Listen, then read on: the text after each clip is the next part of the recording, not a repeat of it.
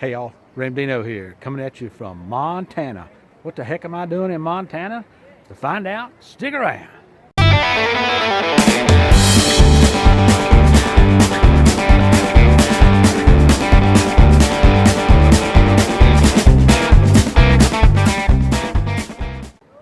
So, given where I'm at, this week's Appalachian Trail 2019 Thru Hiker Update is going to be preempted by this trip. So, let's talk about it. Well, we are on the Ramsey family Great American Tour of the West. So we decided that we were going to take a vacation out west, and we are touring some national parks. So this is the beginning of our tour, and we are at Glacier National Park. And we'll be here for a couple days, and we're going to be going to Yellowstone and Salt Lake City. Then we'll be going on down to, after we exit Yellowstone, we'll be going to the Grand Tetons, down to Zion National Park, and then we'll be leaving through Las Vegas. So come along with us. I hope you enjoy the ride. We are on the trail, just Trail of the Cedars? Trail of the Cedars, and because it's got all cedar trees.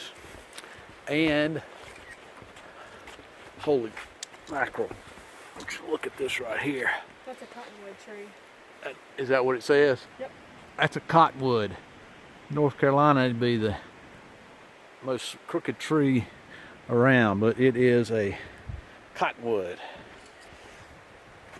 And we are heading up to Avalanche Lake, and somewhere Avalanche Lake branches off this Trail of the Cedars. So this is supposedly 7/10 of a mile, and it is all on a boardwalk.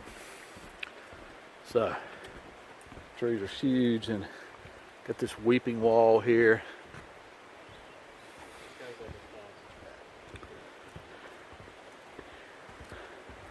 So it's pretty awesome. All right. Hey, Charlie Mike. So one thing about the water here is it is absolutely crystal clear. And I've never seen water that is this clear. No, I hadn't seen a lot of fish in it, and in fact Lake McDonald doesn't have a lot of the native species that were in it because they introduced lake trout into it, which ate or tend to eat the offspring of the bull trout. And the native trout are the bull trouts, a lot of fun to catch, they say, but not so much the lake trout, who are not much of a fighting fish. Oh, blowdowns. They got them here too. Alright, so we have branched off the Trail of the Cedars, and now we are on Avalanche Creek. And it is blue, clear water, just as clear as it could be. And even the rushing water, white water, is clear. And we're hiking the 2 miles up to the Avalanche Lake terminus. And you can, supposedly we'll be able to see where Glacier is. So we'll see when we get up there. The trail's pretty muddy. So if it's been wet weather at all, you take the trail, expect it to be muddy. The park, since they've got Logan Pass closed, the park is beyond capacity, and they've actually prevented people from coming all the way up to the Avalanche Creek trailhead. So we had to come up to the trailhead, spent 45 minutes going round and around waiting on somebody to park, and decided, get back to you in a moment, and decided our best course of action was to, they have these free bike shuttles. They load up 15 people in their bikes. Apparently it's a big biking destination, not here on this trail, but on the road itself. And Logan Pass is closed due to construction. Been nice to have known that beforehand, but of course when we planned the trip in February, no way to know that. But there's only one road through the park, and that's the going to the sun road.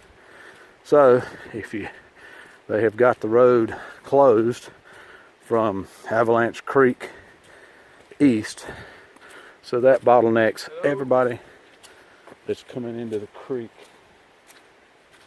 up to the Avalanche trailhead in the same spot.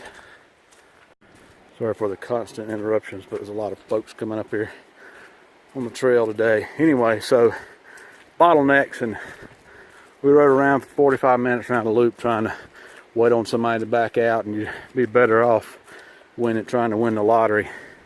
So the answer was drive back down to McDowell Lodge area, and then grab a shuttle up here. Well, the shuttles run from Apgar, which is the first visitor center when you enter the park. They run from Apgar to McDowell Lodge up to where they've got the trail here to closed at Avalanche Creek and back. It's a 25-minute trip. So, but you can catch it midway at McDowell Lodge. However, because the park is so overmaxed now due to only having one road, on half a road open, you can't drive all the way through the park. They're still letting more people in. So now everybody's all jammed up in a parking lot that there's hundreds of cars coming up for spots for maybe 60 cars. So drove back down to McDowell Lodge, grabbed the shuttle to Apgar, which puts us all the way back at the beginning of the park. Had to get off that shuttle. They wouldn't let you stay on. Get back in line for the shuttle that was maxed out, and people standing in line for more, to drive the 25 minutes back up to Avalanche Creek trailhead. And now, so we got started. And we got to make sure we get down there in time to catch the tram back to McDowell Lodge. Last tram's at 4, and if there's 50 people trying to get into a 15-passenger van, they're not going to allow that. So they will not let one person over 15, no matter what age, no more than 15 people in the van. So we went down and got off the van and then waited. They say a van comes by every 18 minutes, but it was only about 10.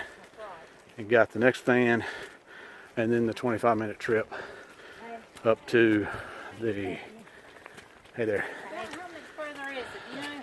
Probably a little over a mile. Wow, that's what I was thinking. And then went to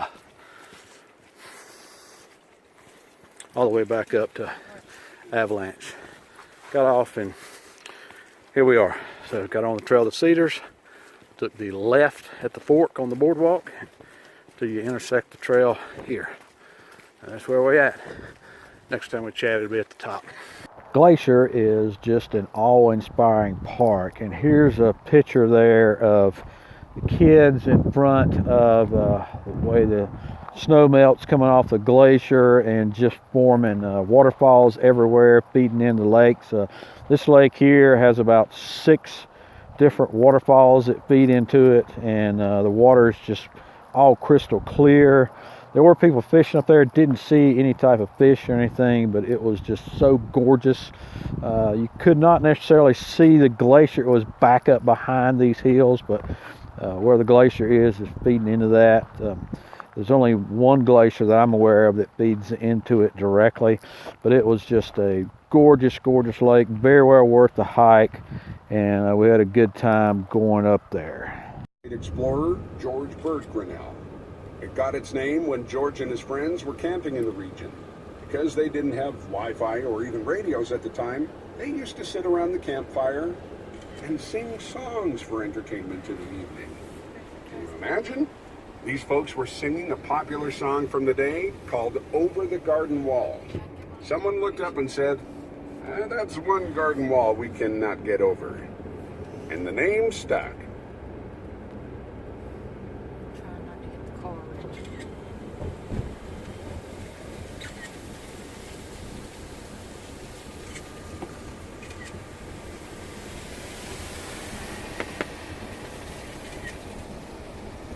So we're now hitting the going to the sun road.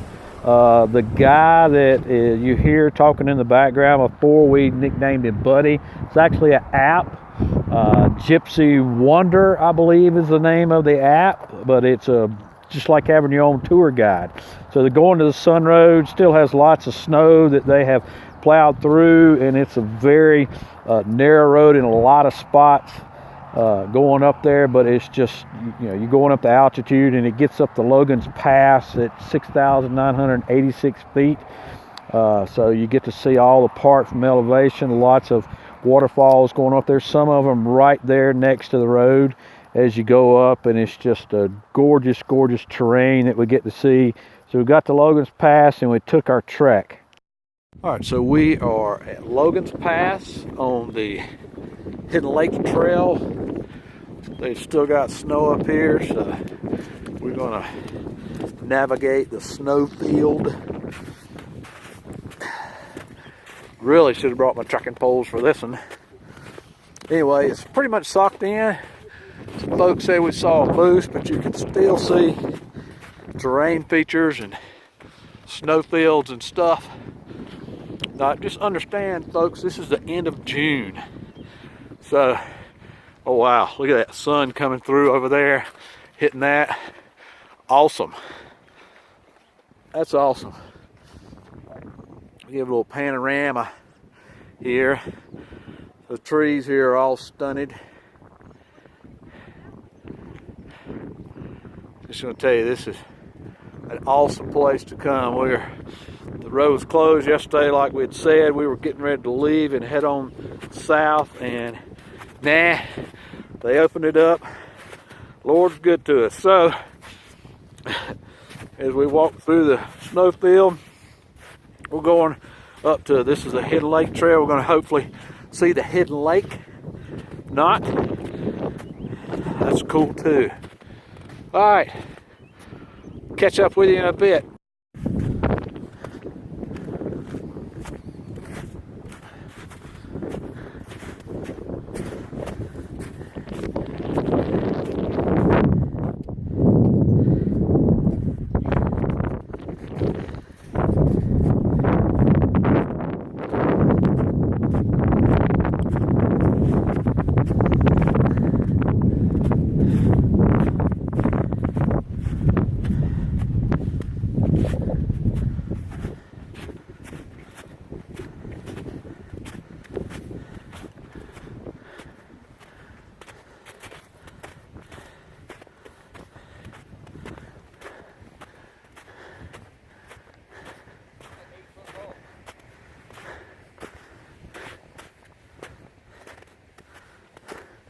Yeah, I think you're off the trail, bud.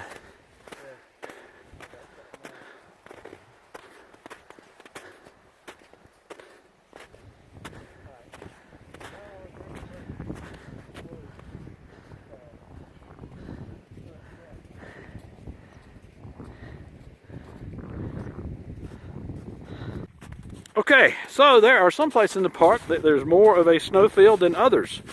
So we've pretty much been coming all the way back to a snowfield right now. And to be perfectly honest with you, never expected it. Did not bring tracking poles. Did not bring, my shoes are fine. Mac's shoes are fine. Angela or Mistress Ramdino's shoes are not fine. They're just tennis shoes. So as you can see, it's a bit of a struggle, but we don't know if we'll see Hidden Lake or not, but we have enjoyed walking across this snowfield.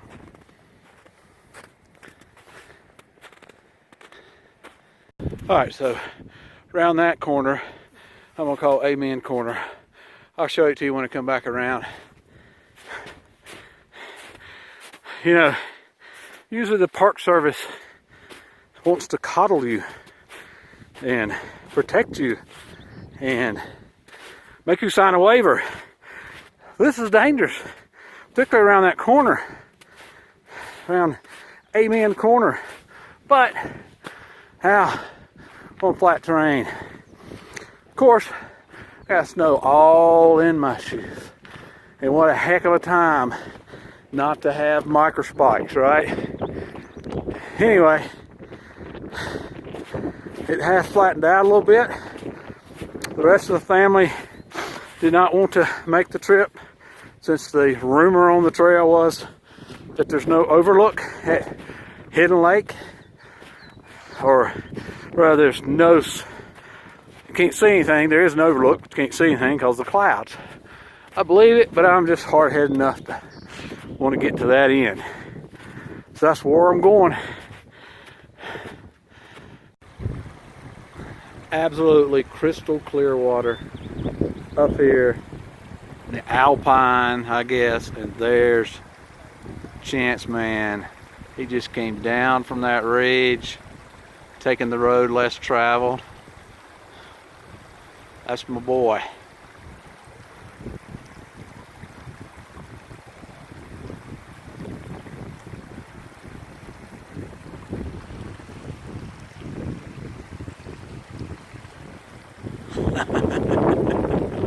So there is Hidden Lake. Thought I'd give it to you in black and white because it does so much for it. But actually, I'll just give it to you in white because that's all we get for our trouble today. But had we been able to see something, there's what we was seeing.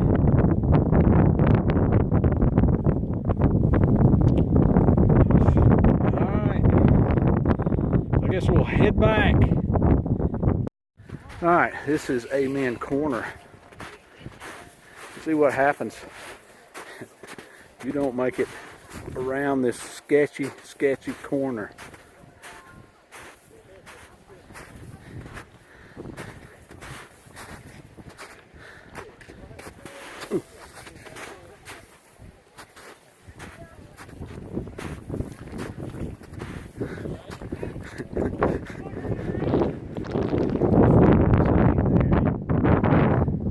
That's insane too.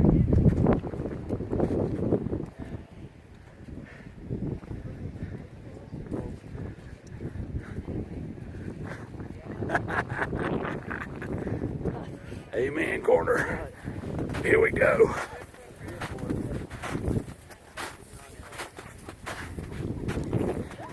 People abandoning their women and children up here. That's right, it's every man and woman for themselves. This is the worst part, it gets better. She's lying, don't let her lie to you. She's deceiving you. Y'all are strangers, she's banking on y'all never seeing each other again. Alright, we're through the worst of it. That's nuts. The going to the Sun Road usually opens the end of June, 1st of July, and so we were fortunate that it did open up this weekend, and we could get up through there and see this. It's just really neat. This is the weeping wall here where water's cascading on your car coming past it, and then there's some places in there where it gets really sketchy and gets really tight, and of course the clouds were in, but it was you still could see some breaks in the clouds, and it was still well worth our trip to go through there and just see the majesty of the creation that's there.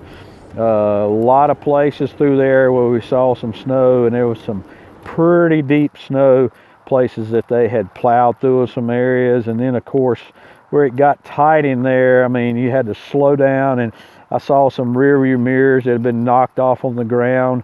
And then there's two tunnels you go through, and one of them has a viewport that you can get out and walk out and look out there, and that's just really neat. Here's Millie taking a look at that. So altogether, great trip going to the Sun Road. Can't recommend it enough. Well, y'all, that is it. That is all for Glacier Park. Hope you enjoyed that. Our next destination is Yellowstone National Park. So we're going to be hitting the road tomorrow. So I appreciate y'all hanging in here and joining us on our trip. As always, appreciate you, and we'll see you out here.